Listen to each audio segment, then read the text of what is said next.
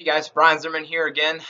Today, I'm just going to answer a couple questions that have been coming up, not just lately, but pretty much all the time. Somebody starts conversation with Vanessa or I, inevitably we get to this. And so the first thing I want to talk about today is, the question that usually is, um, what nutrition program should I follow and what program should I follow? Should I do vegan? What's the benefit of vegan or not doing vegan? Zone, paleo, more recently, the ketogenic diet, South Beach, intermittent fasting. You name the nutrition program, and people are asking about it. Um, so I can't speak to all of them, but what I'm about to talk about is going to kind of give you the guidance that you need to make a educated decision. The next thing is like, okay, I want to improve my fitness. Like, what program should I be doing? Should I be doing Zumba? Should I be bodybuilding? Should I be doing CrossFit, boot camp, mixed martial arts, jogging, triathlon, whatever? And you know, this conversation is going to lead to, well, you should be able to make an educated decision.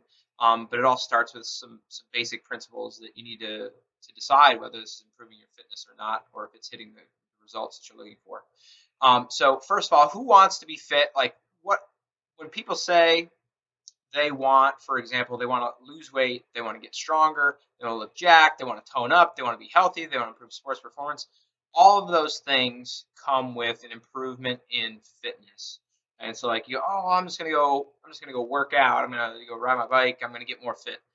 Um, and so this is where we're being very specific. When I say you need to be involved in a fitness training program, I'm talking very specifically that you know it's observable, measurable, and repeatable, and that's the most important part: observable, measurable, and repeatable. And if the program doesn't do that, then it's probably not worth your time or money to be spending there.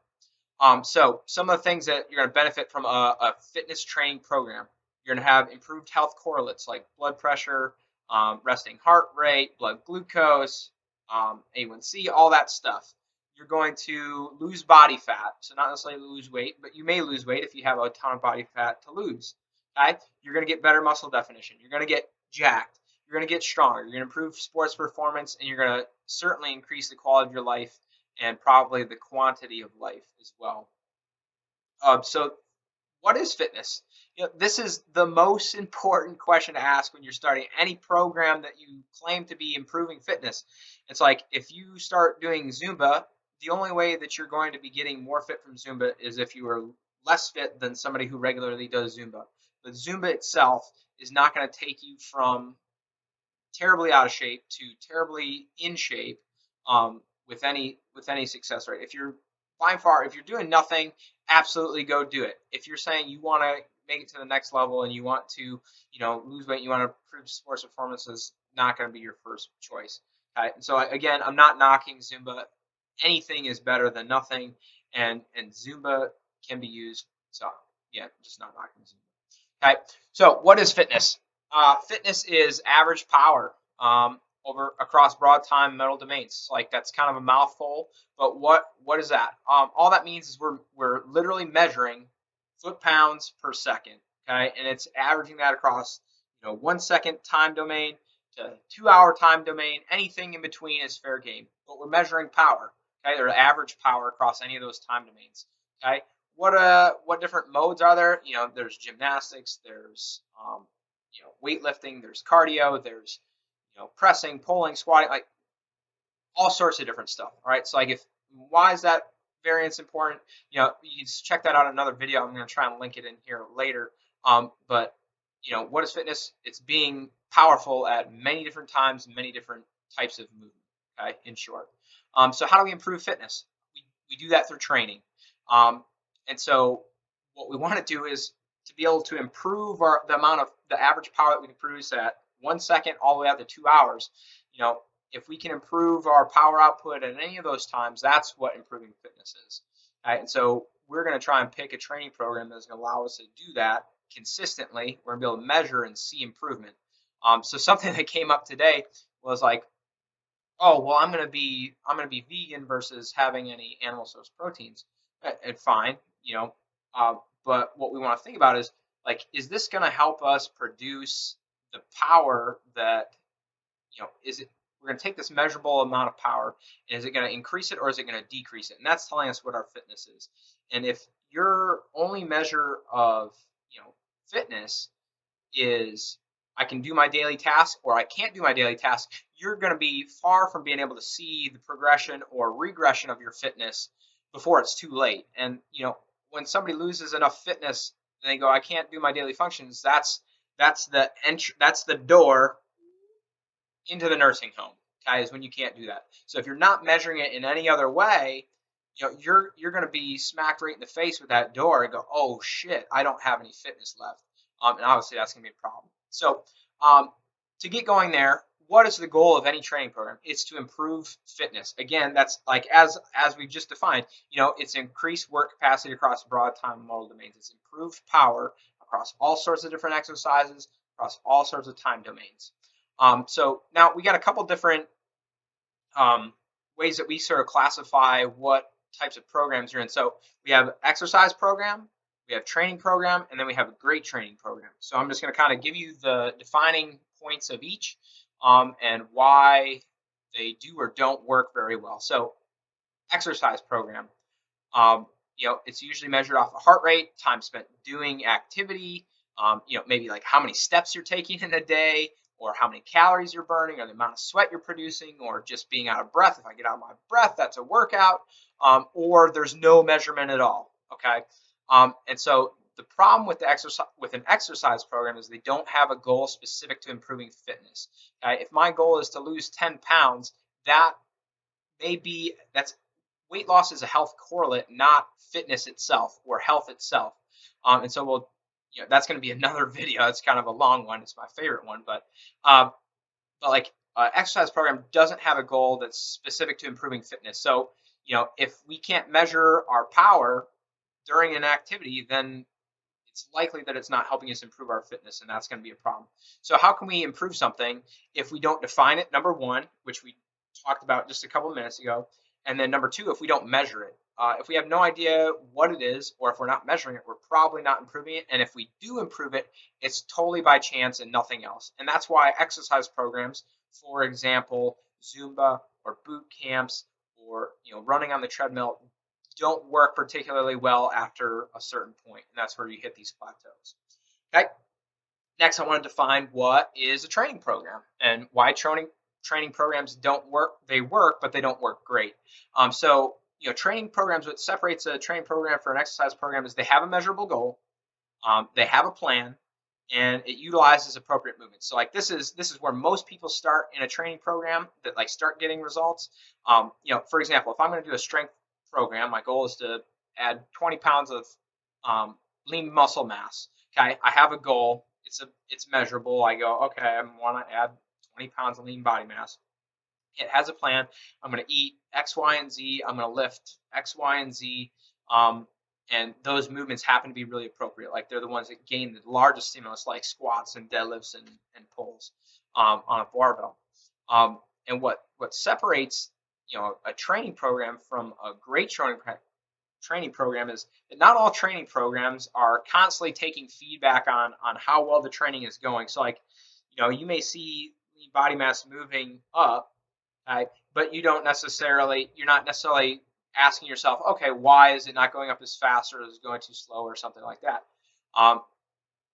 Most other training programs, they just don't include fitness as a goal in there. It's like if you don't have a base of fitness, it doesn't matter what other goals or like benefits you want from a fitness program if you're not chasing fitness. For example, if I'm like trying to just have a really good physique, or I'm just trying to build strength, or I'm just trying to lose weight, I'm going to miss out on not only the other benefits of fitness, but I'm also going to lack the ability to find the problems with why I'm plateauing at one of those goals.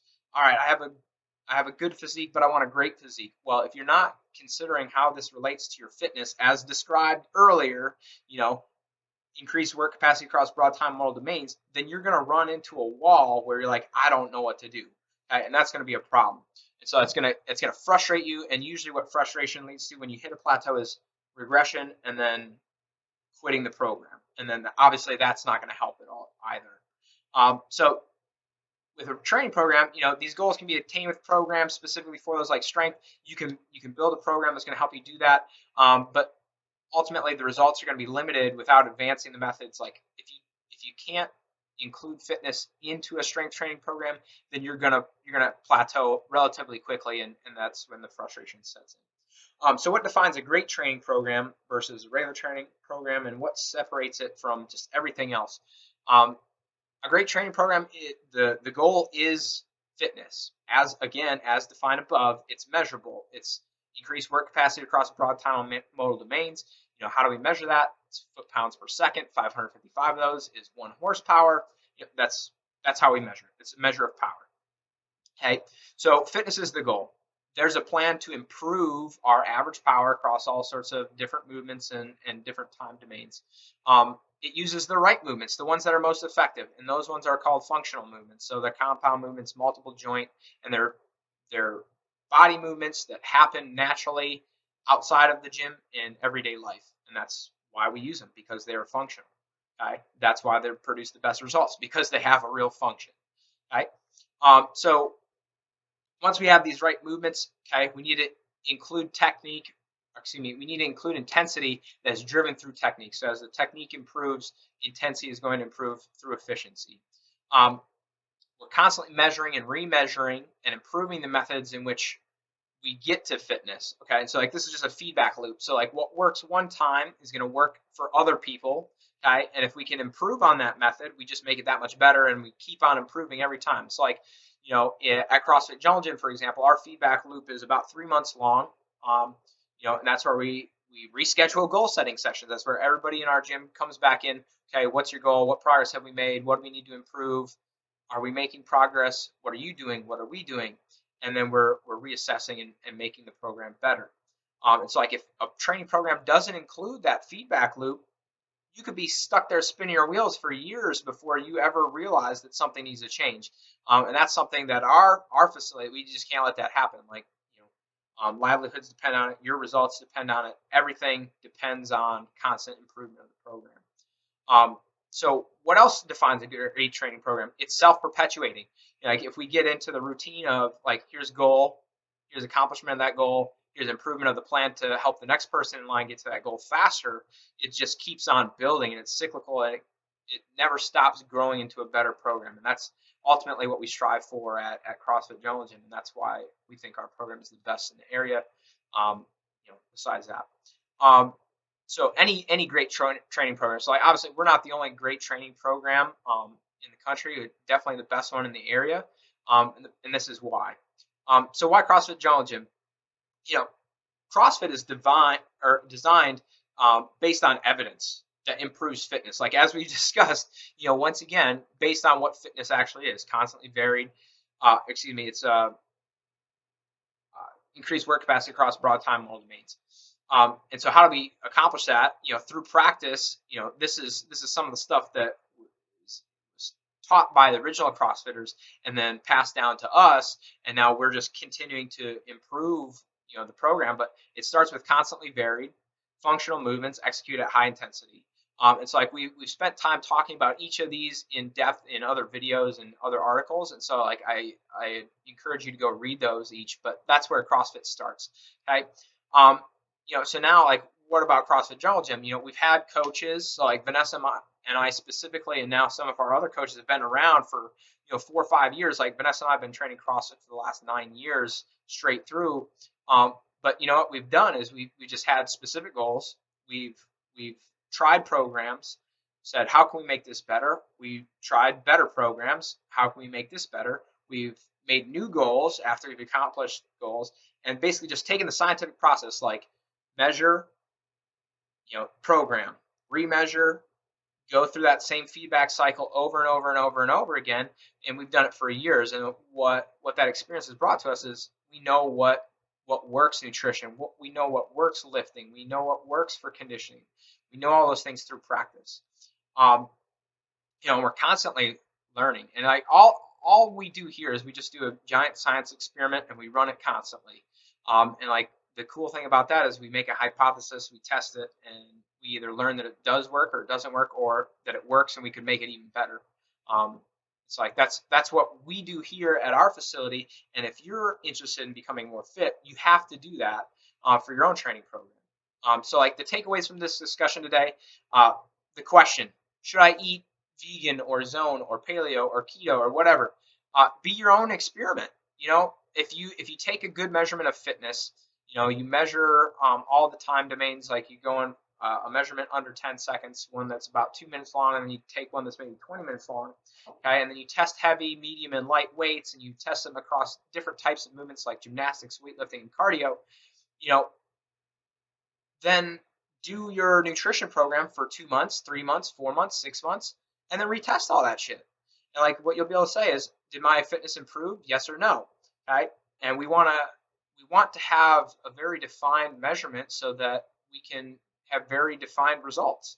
And by the time you do that, then you'll know whether that nutrition program was working or it wasn't working, or it was a detriment or it was not. And so, if you want help getting through that process a lot faster, then you just come to us, because we've already experimented with vegan, we've experimented with paleo, we've experimented with zone, and not only just on ourselves, but on all of our clients. It's like we're taking best practices and we continue to improve. So like if you want to just skip over the process of not knowing what you should try, that's where you should come to us instead of just trying to manage it yourself. Okay. Next thing, boot camp, is it working? Zumba, is it working? Weightlifting program, is it working? Pretty simple. Again, just take those same measurements, that measure your fitness, block it out. You go, here's where my fitness is. Has 3 months of boot camp helped my fitness or hindered my fitness?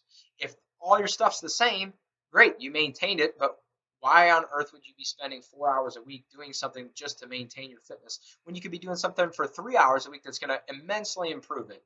And like this should be the eye opener for you, by doing this testing, even on your own. If you're like, I don't know if getting a coach or getting a trainer is worth it for me, you're like, this is the eye opener. Somebody who has experience getting to people to fitness from having years of failed attempts at it, it's very valuable, and we can cut a lot of the crap. It's like, if Zumba's not improving your power output, which is probably not, or if your boot camp isn't improving your power output, which is probably not, maybe you need some help, and we're certainly here to help you do that. Next, is sweating important to my fitness goals?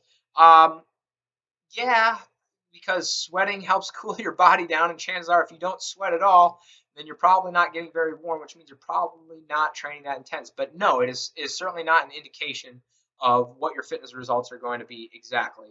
And so I don't think anybody's measured, their fitness and the amount of sweat output and then compared how they improved together or how they correlated together. But if you want to do that, you can be the first one, and you can send me the results. I would love to know.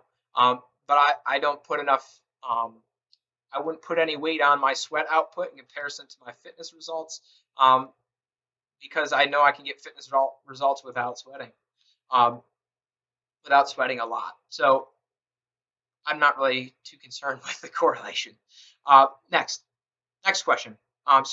Or I guess we're still on takeaways here, but if you aren't measuring your fitness, how could you ever decide what improvements to make or how you should be spending your time or money on improving it? Like if you don't even know what you're improving, like just because you get a good sweat or you run out of breath, that doesn't tell you what your fitness is. This happens to us, multiple times a month. New people come in, they go through our 101 program, for example, and they go, oh my gosh, this first workout was so brutal. I was out of breath. And, they redo that workout a month later and they go, oh my God, I don't know if I improved my time, because we try and keep it secret until we tell them, how much they improved. And they go, it felt worse than the first time. And then they realize they took 5 minutes off their time, and the feeling is the same, but what isn't the same is how much work they completed, how much power they output, and how much faster that work got done. And they go, oh my gosh, I had a 41% improvement on my workout. And that's telling me that your power went up. That means your fitness increased.